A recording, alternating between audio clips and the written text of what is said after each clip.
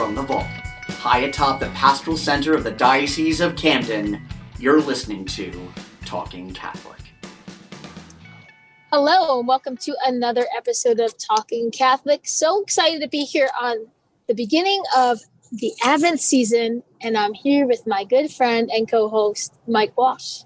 Kari, how are you today on this very unusual 201st episode of Talking Catholic that we have never recorded in this manner ever before? I'm good. I'm always up for change. I'm always up for making it work. When we, and if that means bending over backwards, sometimes that means bending over backwards. So I'm on the road and I'm recording a podcast. Kari is literally recording this while driving home from the Apple store where she witnessed a miracle where she inadvertently had her laptop destroyed, and Apple was good enough to provide her with a new one. And the great scenario because she's got a good setup there with her professional membership, and it's wonderful. It's a wonderful day. You're so happy. I just want to say that God is amazing, and when you ask Him for something, and truly, contritely ask Him for something from your heart, He hears that. And yesterday, was literally on my knees, Lord, please just let this be handled. And He handled it in the best possible way. And I'll tell you, everybody, if you're looking to go, if you have to meet up with somebody and you don't know who you're going to get, for instance, I'm going to the Apple store, I don't know who I'm going to get. I literally prayed to the Holy Spirit, give me the right person that's going to help me out. And He did. And so, yes, long story short is I'm getting a new computer and actually money back. So that's amazing. But the other part of the story is I was about to miss my Zoom call to record this wonderful podcast that we're doing right now. And so thankfully I am able to do it via driving, but I am very safe right now. I don't want people worried. Don't worry. Yes. I'm paying attention. I'm just it's like I'm talking. You're just doing it's like having a phone call while you're driving. Exactly. And you are being very, very safe. And I wouldn't allow this podcast to go on if I thought you weren't being safe. Yes. And two hands are on the wheel. 2 hands are on the wheel right now. 10 and 2. No, but it's funny, Kari, I was thinking about that. And, I think for some people, their first thought is to go to prayer in a moment of strange tragedy like that. I mean, I don't like to think of losing a laptop as tragedy, but the truth of the matter is stuff like this is expensive. And for you and I, we use this stuff in our daily lives and our work lives, which are all spiritually based. So if I lost my laptop right now, that would become a major problem to my ability to do my job. Don't be afraid to pray at the strangest times. When it seems almost, I wouldn't say it's sacrilegious, but when it seems like an unusual thing to pray for an inanimate object. But the truth of the matter is you're praying exactly what you wanted, or what you needed, which was, some smooth out roads. Yeah, absolutely. And it's true when you're using it for work, especially for work that's for the glory of God. I think God takes that in consideration because I was like, God, I use this for work all the time. It actually broke at work by a kid tripping on it. So it was a total accident. And I think God heard that prayer when I was really just on my knees in desperation and took care of it perfectly. So turn to God in all of your needs. He wants us to turn to Him. And I think this is a good example of it in His answering those needs for me. He also probably appreciated the incredible restraint you showed not murdering the child who knocked over your laptop. I didn't want to embarrass him in any way. I just really didn't make a big deal of it at the time. Thankfully, we were teaching in the church. So Jesus was right behind me in the tabernacle. And I think He was just shooting out graces at that moment for patience and understanding. And I received them because it took a lot of patience at that moment. But it was fine. It was fine. So, well, that's good. Well, you know what? I'm glad it all worked out. And then B, I'm thrilled that because of the power of technology, which we rely on every day, you're actually able to be with us today because we're doing a podcast. Now, we've done this topic a couple of times in the past. I even did it with my previous co-host, Pete Sanchez. But, when the seasons change, the liturgical seasons change, I really like to bring on a priest to have a conversation about that season and, what we should be focusing on over the next several weeks. And as we're recording this, as this is being distributed, it's now Advent season. And Advent season, I always feel like it's a bit of short shrift in our liturgical mindset, in the sense that, Lent, we throw a lot spiritually into Lent and into Easter. And certainly and this time of year, we're always very focused on Christmas, but there's these beautiful 4 weeks beforehand that are really intended to prepare us for Christmas. And I don't mean that in the sense of making sure all of our decorations are up on the wall. I mean that in the sense of our spirituality. And I think even though we've done multiple podcasts on Advent, I never feel like we've done a particularly fantastic job of really helping to understand the nuance of this season and the reason why it exists. So because of that, we decided to bring on one of our favorite priests. He was a priest at my parish for several years. You've had a relationship with him for years. He's one of our fellow online presenters. He and Father Robert Sinatra co-host Capes and Collars on Facebook every Friday at 7 p.m., which I really encourage everyone to watch. I've been on it a couple of times. They do. It's beautiful in terms of its spirituality, its conversation about Catholic elements, and then it ends with this good conversation between the two of them and the people who comment on their show, just asking questions of more of a secular nature. These are two very unique individuals who have an appreciation for many things pop culture, so they like to talk about it. So with us today is the pastor of the parish of Our Lady of the Lakes in Collings Lakes, New Jersey, Father Michael Goyette. Good to see you, sir. Glad to be here. Thanks for that introduction. No, it's wonderful. You have quite the following in the online universe, which I always appreciate. And I know in my household that Friday nights are oftentimes spent sitting around the laptop watching Capes and Collars. So I get a kick out of it.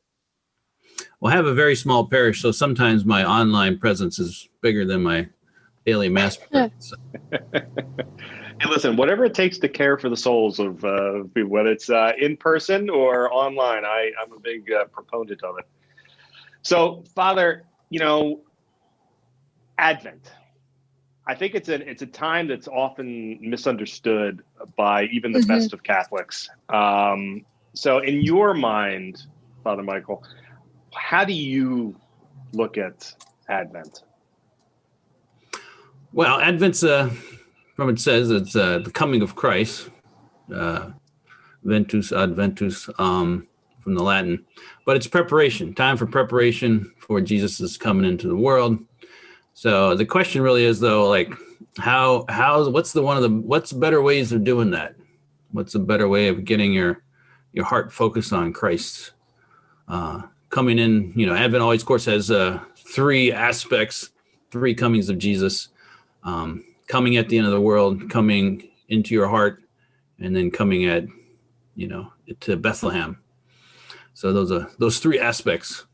So that's kind of really what Advent's about, is preparing for that. And really more importantly, what's the best way to do that? And the church throughout time, especially from a spiritual perspective, is much more focused on the spiritual preparation. There's better and there's worse ways of coming.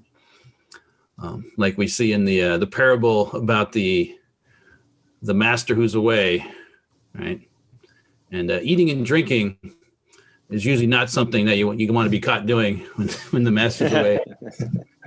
You gotta be focused and ready.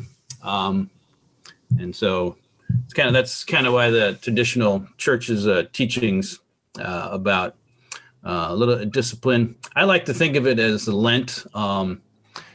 It's a mini Lent. It's not as intense as Lent, but it's the same thing but smaller. Yeah, I like the movies every once in a while. They have the character who looks exactly like the other character, but they're half the size. It's a good way of thinking about Advent.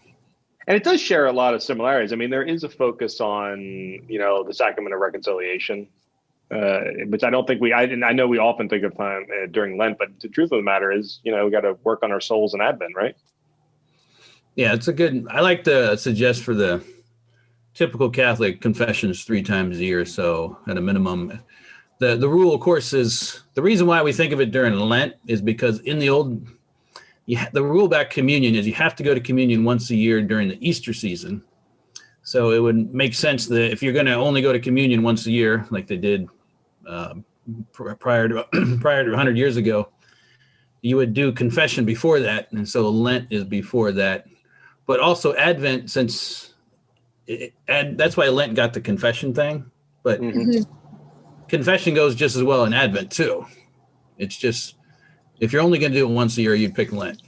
Yeah, but and obviously do more.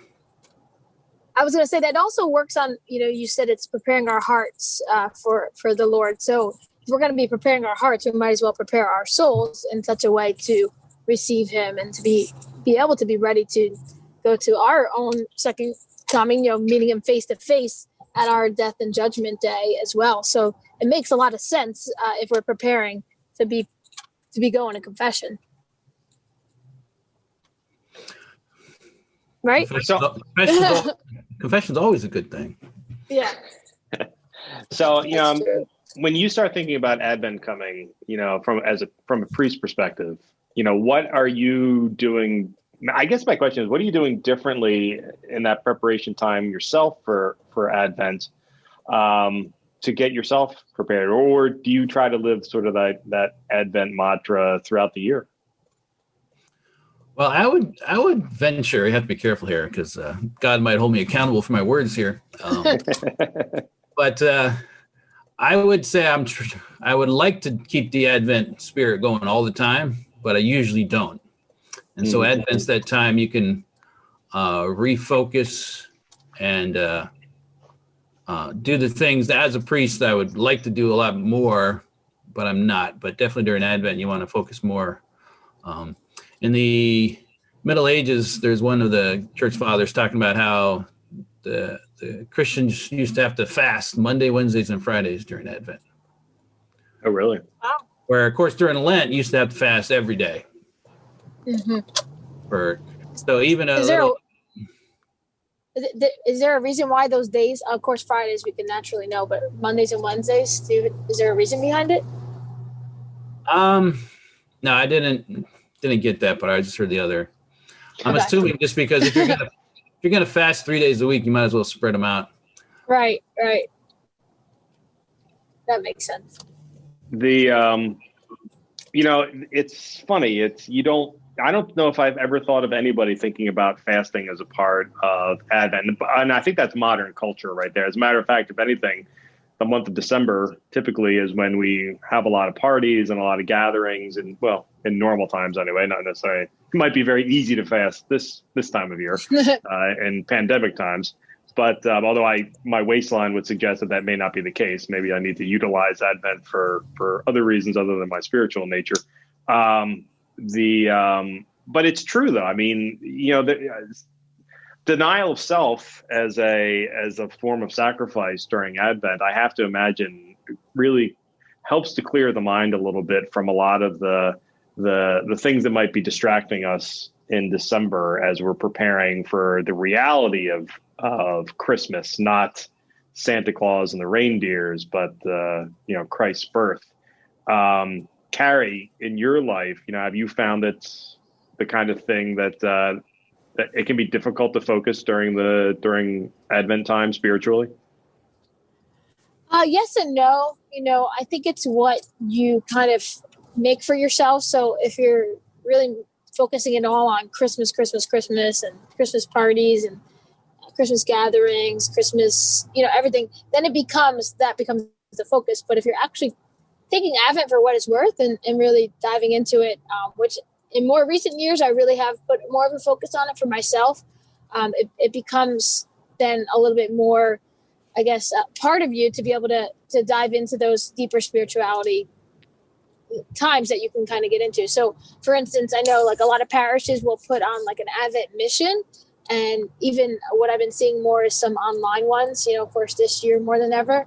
So I think taking advantage of those, and at least for me, taking advantage of those has been a way to be able to dive into this season a little bit more, go a little deeper. Also, I know for me personally, and it's just that they happen to fall during Advent, but of course they're like big spiritual feast days, is the Feast of the Immaculate Conception for me. I always take that one as a really big day.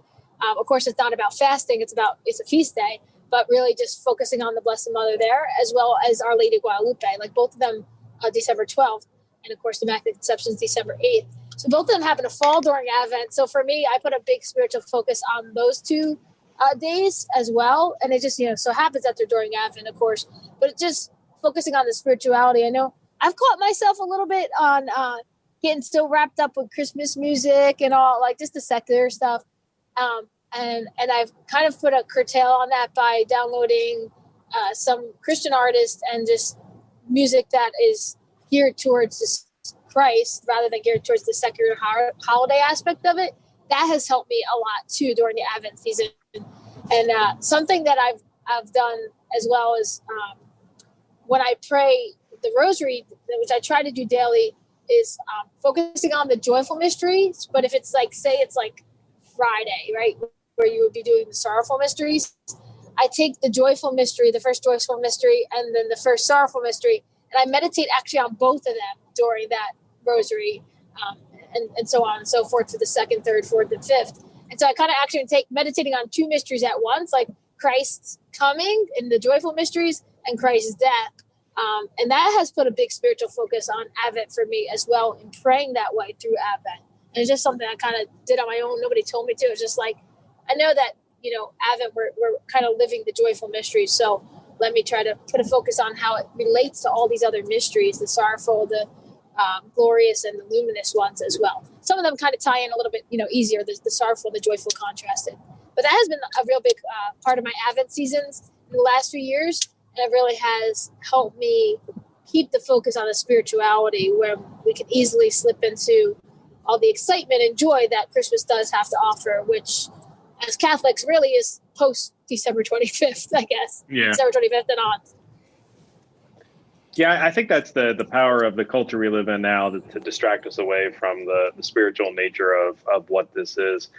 Father Goyette, what do you, as you're sort of thinking about how you're going to sort of minister to your parish in Advent, do you have any plans for any like retreats or missions or prayer life for your parish to sort of focus on during Advent?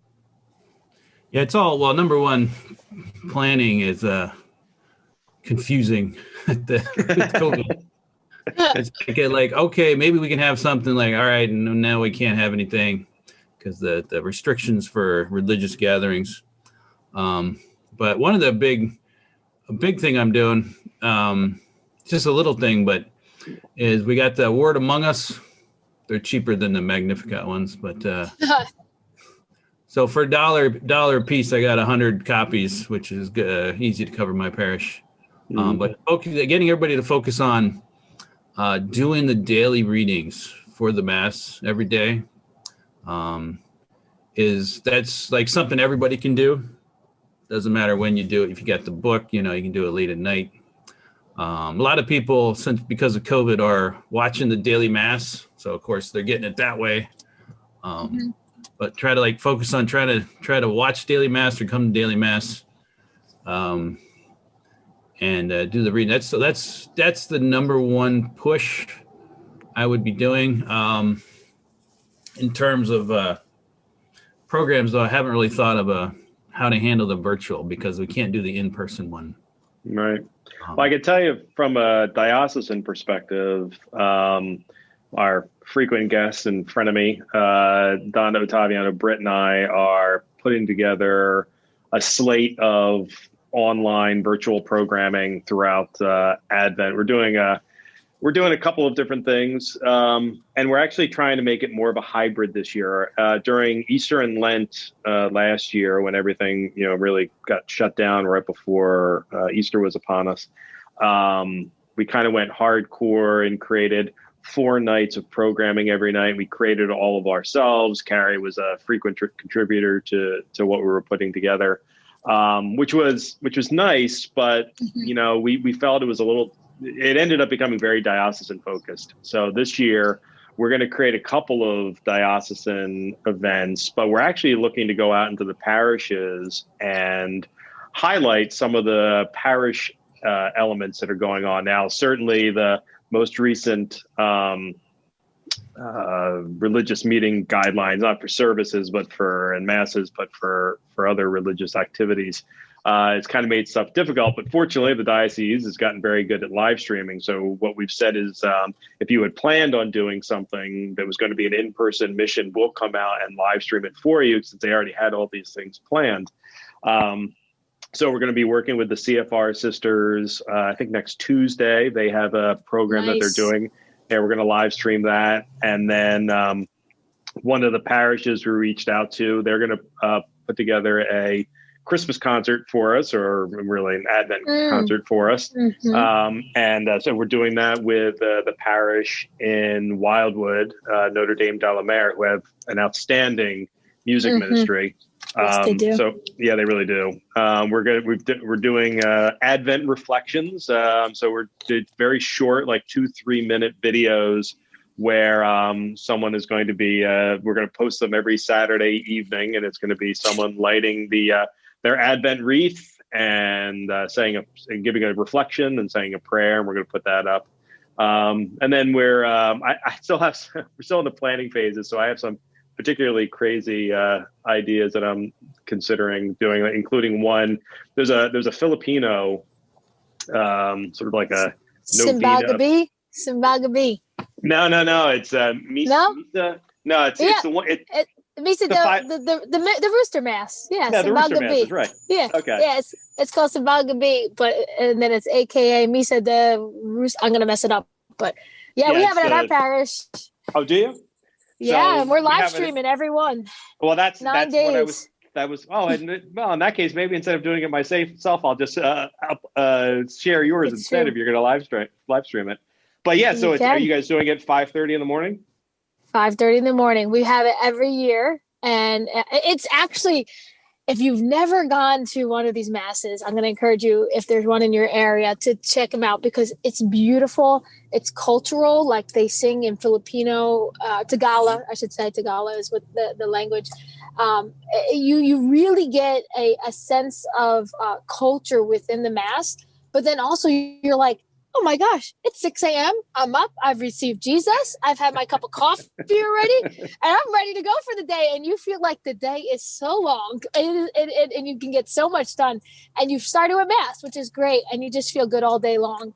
And so we've started a tradition with our youth ministry to go to at least one of the 9 masses together as a youth group. And we usually have about anywhere from 10 to 15 of the youth group members that I call them they're hardcore to go that early.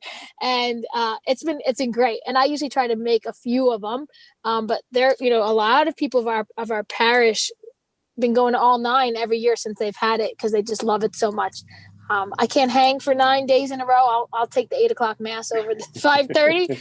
But for those days that I go, it is really amazing. I do enjoy it. So yeah, you can totally share ours. They'll be streamed every day.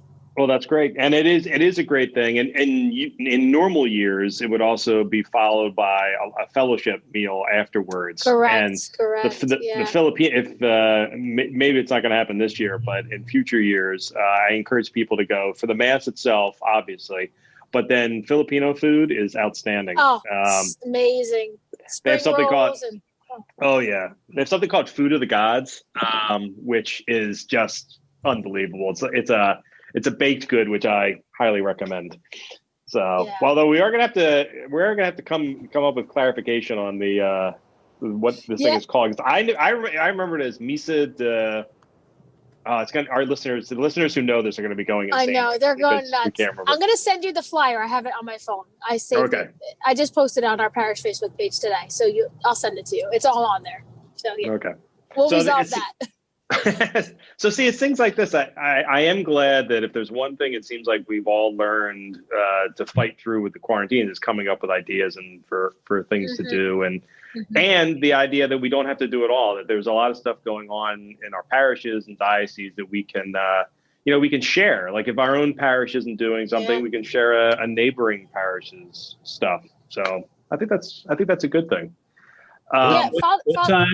What time are you're going to do these things? Or are you going to do these things at all various different times? They're going to be at all various different times. Last year, during Lent and Easter, we did them all at, I think we did them all at 7 p.m. for Lent and 8 p.m. during Easter. But this time we've decided to make it a little more randomized. And we did that on purpose because what we found was we would get the exact same people logging in to watch our shows at that time. And what we realized was that you have 7 p.m. watchers, but we also have people who take part in things at 4:30, and people who take part in things at noon. So we're trying to create more randomized schedule of it so we can hit more people who might be in front of their computers at a particular time. That's wise. I think that's good. I hope so. Well, we're going to do the 5:30 in the morning thing, right, Kari? So it's, yep. we'll get all the early risers. Yeah, it is true. And you know what the beautiful thing about this is, if you don't watch it live, you can always go watch it later too. So it's not like a one and done. You can go back and watch it later in the day too if you're not a 5:30 a.m. person. And I'll tell you this, I'll give you a sneak peek. Currently, there is planning for our own beloved Bishop Dennis Sullivan to do a fireside reading of "'Twas the Night Before Christmas." Wow! with the idea of releasing that probably on Christmas Eve, or at least the week of Christmas Eve. So we'll have to see if I can get him in like the big red sweater, and he does have a fireplace at his house, so maybe I could get that lit. I have a Santa costume if he wants. I mean, I don't know if we're going to put him in a Santa costume. That would be amazing. You got to have Father Hughes grow the beard for Advent, and then he could be Santa's. Oh, there there's an idea. I'll make some effort to that. So getting back to our discussion about how to sort of get ourselves right spiritually, we talked a little bit about, we certainly talked about going to confession, and that there are some things that we can certainly pray on and read during the Advent season. I'm wondering, does the Advent season have its own sort of like, we talked about the 3 elements of Advent, but so as each week moves along, first, second, third, fourth week, does the Advent season change as we move along? I seem to recall Father Sinatra saying that it's actually very dark in the beginning. Well, the very beginning, it is focusing on the second coming. So Jesus coming again, which of course the end of the world. Jesus' second coming, you got to be prepared. So it is darker in that sense because it's a future event that might not necessarily go well for everybody.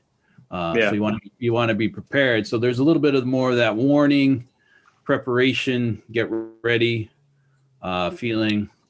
Whereas the actual last week of preparing for Jesus' birth is generally it's a much obviously happier idea that's not really threatening to any individual. You don't say to yourself, "Oh no, Jesus is coming," in Bethlehem, but you might say, "Oh no, Jesus might be coming for the second coming." When you mention that, people start to say, "Well, I'm not ready for that." Yeah. And so that's the beginning. The first week, that beginning part is Jesus' second coming. Are you ready for Jesus to show up in the world, saying, "Now's the time"? I've been thinking about something lately, and I apologize to Kari because I think she might have already kind of gone down this road a little bit. But there's I've had a theory in my mind that we've gotten in the habit of celebrating Christmas just a wee bit too early. That while, don't get me wrong, I appreciate seeing the trees lit and the houses decorated, around Thanksgiving, that I actually think maybe we do ourselves a disservice a little bit by celebrating with all the trappings just a bit too early. I remember growing up, and I don't know if this was necessarily a spiritual idea, but I don't recall having ever decorated my house before, say, December 12th, and I felt like that made Christmas just a little more relevant to me. And it made me focus on the time being of Advent because we hadn't decorated. Like I wasn't already looking at the finish line. I was still thinking about how to prepare for the finish line. Do you think that may be a problem in our culture right now, Father? Well, it's definitely a problem. Here's what's happening. You have 2 things going on at once. You have the culture trying to tell you that it's actually Christmas time. Liturgically, Christmas time doesn't begin to the 25th. Mm-hmm. So as a good Christian, as being into, our religion and everything, there's a natural idea of celebrating that. So but liturgically that happens after the 25th and after. Mm-hmm. And the culture has moved it for whatever reason into Advent. So as a Catholic, you got two things going on at the same time. So there's almost a built-in contradiction. Normally, a lot of times you say, all right, the culture says to do this, and that's bad. Don't do that. Let's do the Christian thing. But here it's saying, no, the culture's telling you to do this, which we like to do, but we're actually supposed to be doing the other thing first. So there are two things that are good from the Christian perspective happening at the same time. So it's more of one's out of place, not this versus that. So if you say, hey, let's celebrate the birth of Jesus, the natural reaction would be yes. Mm-hmm. But then, okay, well, we're celebrating it early. So there's a kind of a built-in contradiction. Like, during Advent, during Lent, you would say, hey, if your buddy calls you up, I'm going to have a giant party and we're going to have a great feast and everything. And as a Christian, you say, well, it's Lent. I'm not going to do that during Lent. Right. But for during in Advent, they say, let's have a big celebration for Jesus. Your brain's like, yeah, that's a good idea. And then like, oh, wait a second, but it's Advent. So kind of the culture and the world has kind of put us in a bind in the sense of you got two things going on. So it's not say no to one impulse and then say yes to the other. It's like, well, it's more of a preparation. So that's that confusion. If you have that confusion at home, don't feel bad. Normally it's like, well, there's a part of me that only wants to focus on money and being rich. And you'd say, okay, let's just say no to that part of you. But here in this case, there's two parts of you and they're both good. They're just been shortened because the reality is back before Vatican II, the Christmas season went to like February 2nd. So, and being good Catholics, we're like, we get to party from right. to February 2nd. But even the church, and we're almost like subconsciously responding to the culture, has shortened Christmas, has cut off. They actually cut off half of Christmas season. Yeah. The reality is, as I recall, it pretty much was a joyous time, or, spiritually speaking, from Christmas until, including Mardi Gras, and then Lent starts. You have that Carnival season is weeks long. There's all this time that we're supposed to be going out and frolicking, having fun and having parades and things like that. It's just that it's not necessarily supposed to be happening in December until we get to the 25th. So I do think that creates some spiritual confusion, and it's a little tough. And maybe I do need to do a better job of ignoring the red and green that surrounds me at all times as I walk through every store that I have to go to for a month and a half. So I think a good approach would be you got to compartmentalize your own life. Namely, say, all right, I can't just tell my my boss, like, I'm abstaining from your Christmas party for religious reasons, but you got to say, okay, because of all this Christmas stuff going on, it's going to be a lot harder for me to do my Advent stuff. So I have to make sure to say, all right, you got to be definite and clear about what you're going to do for Advent. That way, otherwise it just gets mowed over with the Christmas rush. That's a really good way of looking at it. I like that. Yeah, that's good. Yep. I was going to say I've reconciled it in my mind, in my heart, to be able to put that focus on the spirituality of Advent, but still be able to celebrate the Christmas things. Because if you don't do it during the 4 weeks leading up to Christmas, nobody's really having post-Christmas parties. Like, it's just not how it happens in our regular world today. So you have to kind of, it's a great way to think of it, compartmentalize your life. Like, this is Advent, this is Christmas. We're going to celebrate both at different ways during these 4 weeks leading up to it. So since everybody has their parties on a Friday, that means fasting on another day of the week, although I guess nowadays there's not quite as many parties going on. But there is some truth to that. So even like you said before, Father, even if you look at Advent as mini Lent, even if you're just making the effort to sacrifice a little during Lent or during Advent rather, sort of using those things we've learned during the Lenten times, I'd like to think that will benefit our Advent life. And if we focus on the spirituality of Advent a little bit, the wreath, there's a purpose to the Advent wreath. There's a reason why we light those candles. There's a reason why the Gaudelti Sunday is, the rose candle, not the pink candle. Everybody, it's a rose candle. Don't ever make that mistake. Manly rose. That's right. It's a very manly rose, as we see all of our priests in their manly rose vestments. But I do think these things, and I think Kari, you're absolutely right. It's the kind of thing where you have to sort of make a deal with your mind, because culture has made it so difficult for us to focus spiritually, since those Christmas decorations ended up in the stores by the day after Halloween.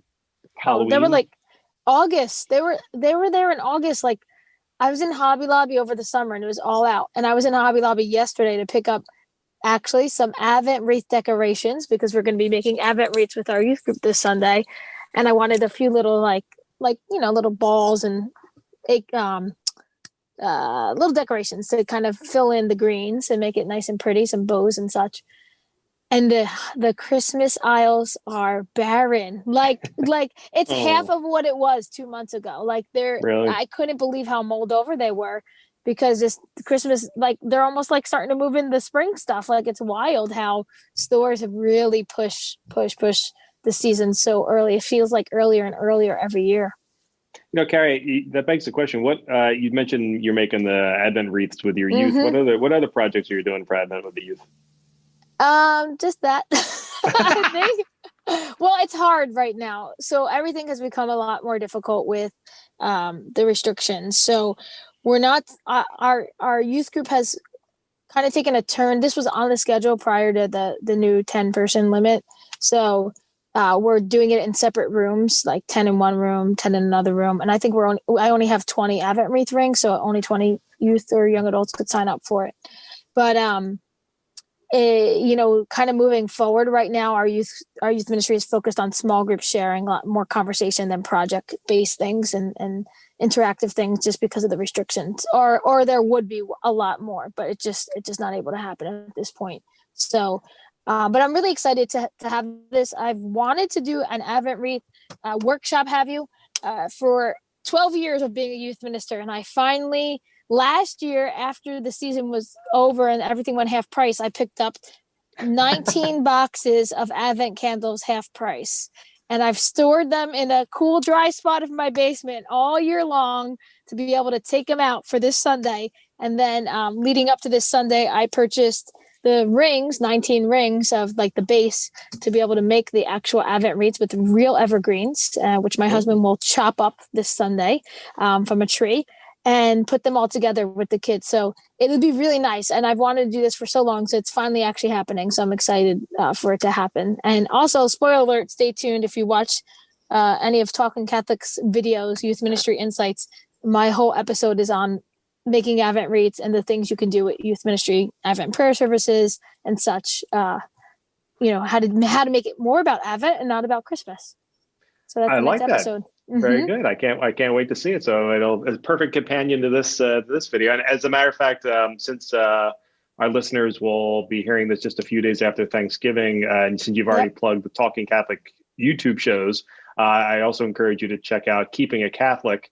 But I'm encouraging you to watch it, but telling you that if you are a foodie like me, you may be triggered if you watch the Keeping It Catholic YouTube show this week. Star and Jose sit down and they made a Thanksgiving dinner for all of their friends, within the proper guidelines that we're all following right now.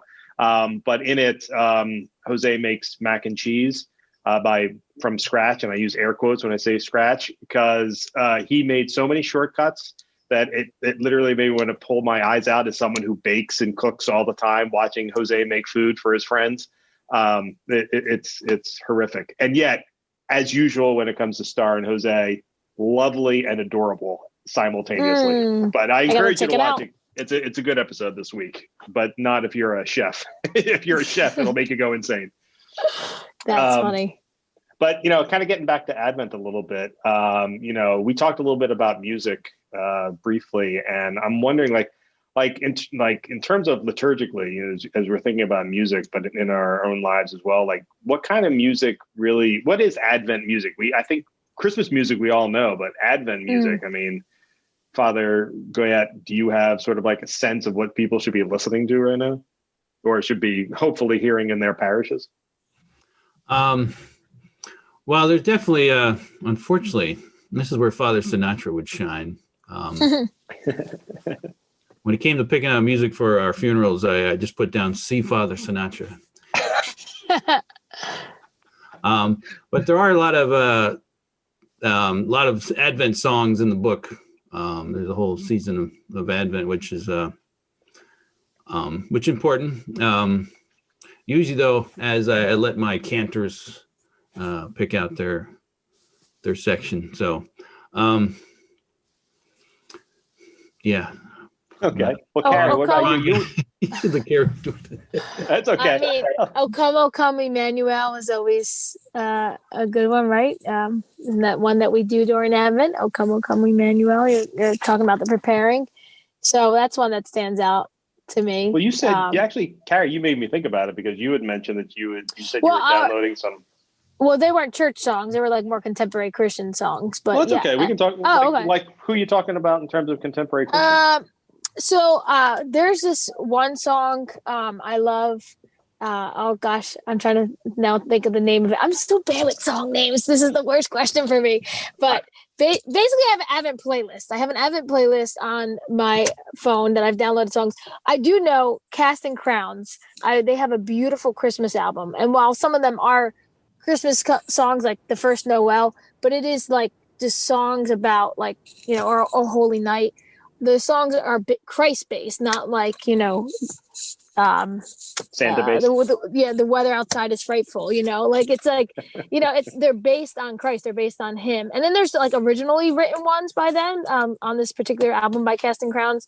So that's one. I also like the For King and Country. They do a couple covers of some of the songs, like The Little Drummer Boy, but they like remix it up. So it's not like your typical sounding Little Drummer Boy. So again, it's like Christian-based Christmas songs. I guess you can categorize them, but they're based on Christ, not really just based on the typical holiday hits that we hear. So those ones I tend to listen to a little bit more before Christmas, kind of leading up to it, especially in the Advent season.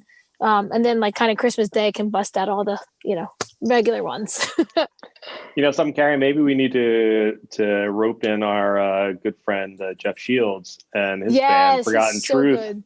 And maybe we need to convince them to do an Advent album, or maybe even we were talking about different things to do. Maybe we could live stream a concert with them. They'd be awesome. That would be an awesome one. Great choice. Well, I was just talking to him yesterday. He's a good guy, Jeff. Well, you know what you need to do, Kari? Since I don't have his information, why don't you pop that idea to him and see if he'd be up for it? Because I'll put it up if they want to put something together. That's a good idea, actually. See, that's the thing. It's this time of year. I think I always find this time of year to be very music focused. Now I'm like you, Kari. I can't remember song titles. I can't remember band names. I'm still trying to think of the one. I'm still saying Don't sweat it, because I'm in the same boat. I could sing it for you, but you don't want me to do that. So that's all. It's a good song. This is the time of year where, I know every station's playing Christmas music, but this is actually why I like to listen to like meaningful music, like stuff that's off the beaten path that kind of leads us to the Christmas season. So, maybe that would be something we should put together. I'm going to have to make sure I remind the folks down at Notre Dame de la Mer Parish when we do their Christmas concert to make sure they put a lot of Advent stuff in there. Got it. I got it. You got it? What was it? Jackie Velasquez, Seasons of Love. But she has a whole Christmas album, but there's a lot of like songs that are appropriate during Advent. So the song called Seasons of Love, it really reminds me of Advent because it's just talking about preparing yourself. And I literally will play it on repeat, like just always, because it's just such a beautiful song and it really helps me get into that that spirit of prayer and that spirit of Advent, So Seasons of Love, Jackie Velasquez, is the song that I wanted to mention. And her whole album is really great too. So there you go. Okay. I like it. Have you seen her live? I've never seen her live. No, I haven't. Okay. So, Father Goyette, as we are, so we talked about songs a little bit. What about from a prayerful standpoint? You've talked a little bit, we should be focusing on the readings that are going on right now. Are there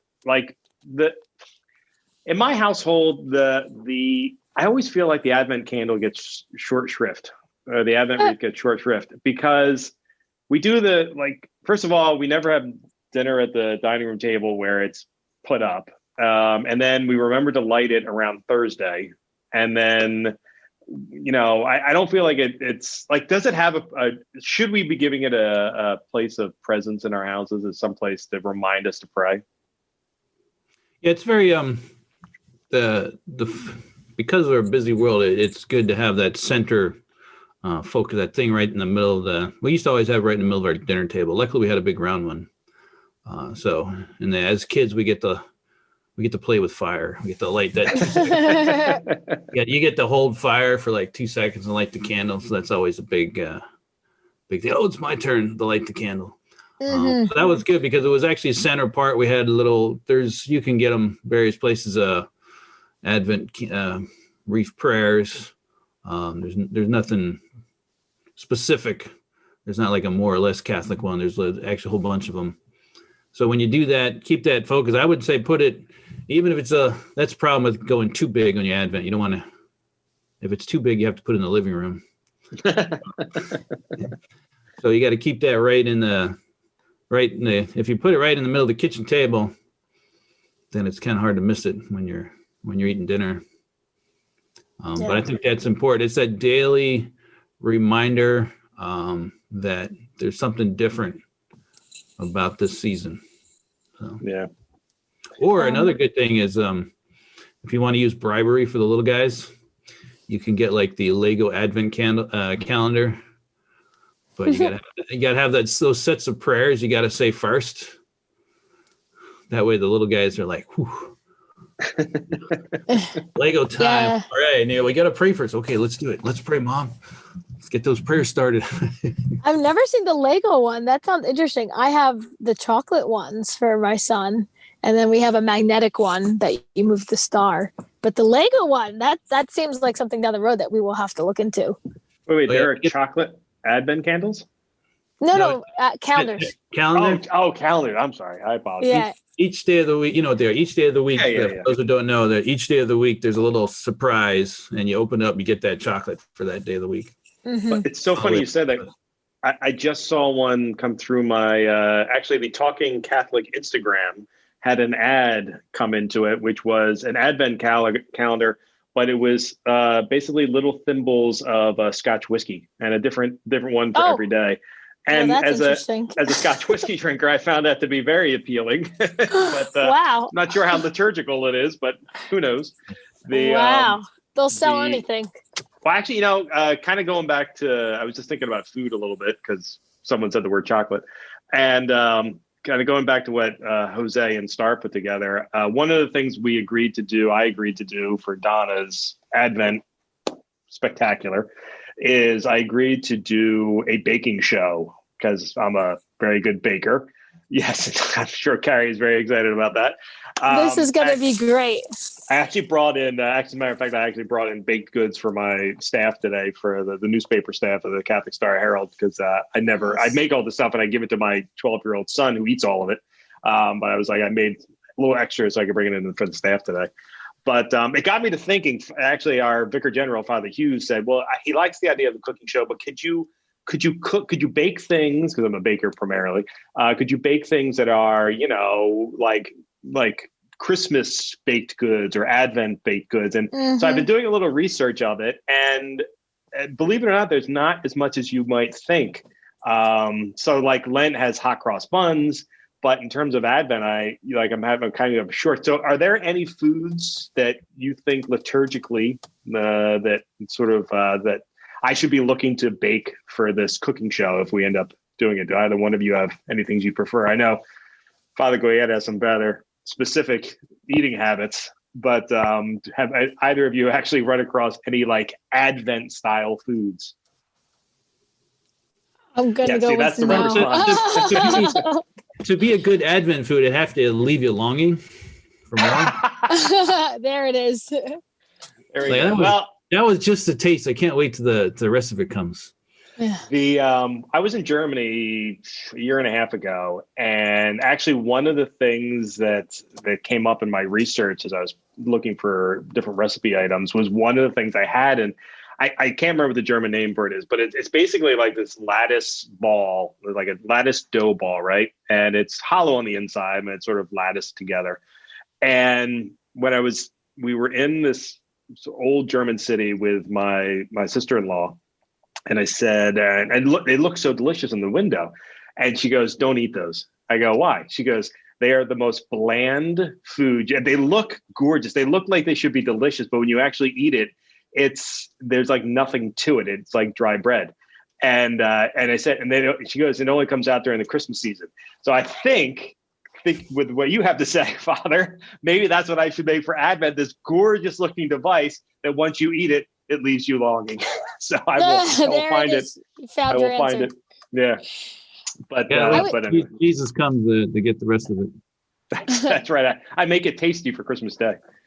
I was thinking more of like the visuals rather than the taste of stuff. You know, maybe you can make like a little like cookie wreath and candle looking thing or something like that rather than the taste. You can like use like a cookie cutter kind of thing to make a wreath and candles. I don't know, just a thought on the visuals, or a nativity set. Maybe. Do you know that for all of my baking prowess, and I've been baking for a long time, my mom taught me when I was like 8. Do you know there are 2 things I've never done? I've never used cookie cutters, and I've never baked a gingerbread house. 2 sort of classic Christmas style baking things. I don't know if I want to learn now. I don't know. I'll have to see. Yeah. Speaking of visuals, though, the nativity set, I think that's something that we probably overlooked just now with, Advent, because having that out without the baby Jesus in it, or even without all the figures in it, is another kind of image for Advent, I think. Would you agree, Father, or do you think that has to come out more at Christmas? We do. We do it's good to get the preparation going. Like we put up the barn, whatever, the barn stable? Covering the cave, the stable. The stable.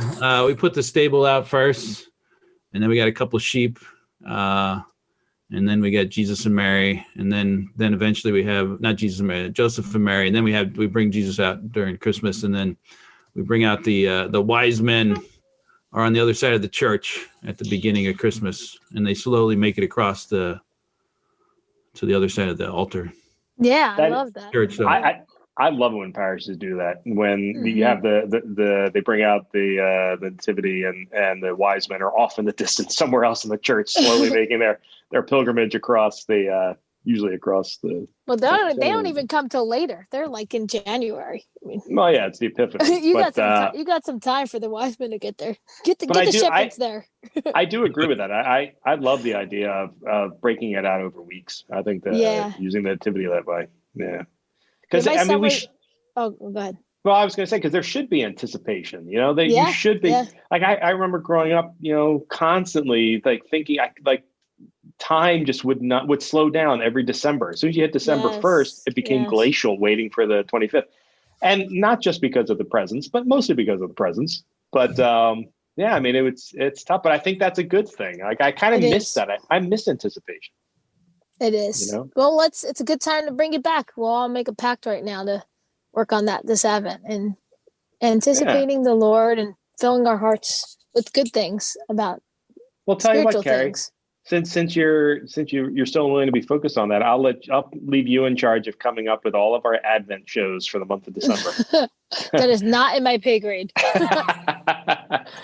No. I got a couple of other ideas for Advent too.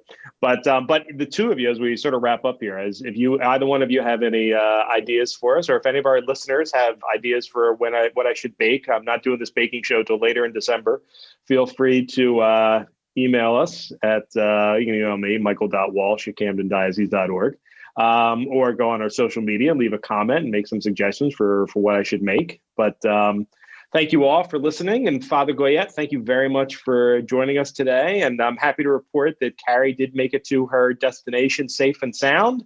And she's been sitting in her car for the last 20 minutes waiting for us to finish up. She's a good soldier, that Kari. And to everybody else, I look forward to talking to you again next week. Everybody have a good week. God bless.